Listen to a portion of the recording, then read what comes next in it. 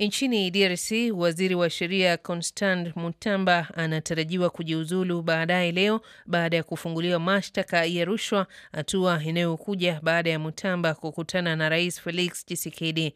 Kutoka Kinshasa, Fredi Tendilonge na maelezo zaidi. Kujiuzulu kwake kumekuja masaa 48 baada ya bunge la taifa kuidhinisha Constant Mutamba kufunguliwa mashtaka. Kwa mujibu wa taarifa toka ikulu ya DRC, majadiliano kati ya waziri wa sheria huyu na Rais Tshisekedi ulichukua karibu saa moja. Mutamba anatarajiwa kurasmisha uamuzi wake Jumatano hii katika kibarua atakayotuma kwenye ofisi ya rais wa jamhuri na ile ya waziri mkuu kwa mujibu wa katiba. Constant Mutamba aliyeteuliwa Mei mwaka 2024 anatuhumiwa kwa ubadilifu wa fedha za umma kuhusiana na mradi wa ujenzi wa gereza huko Kisangani, kaskazini mashariki mwa nchi. Mnamo Juni tarehe 15, bunge liliondoa kinga yake ya ubunge kufuatia mashtaka ya mwendesha mashtaka mkuu. Idhini hiyo ya bunge ilifungua njia kwa kesi yake kusikilizwa siku zijazo.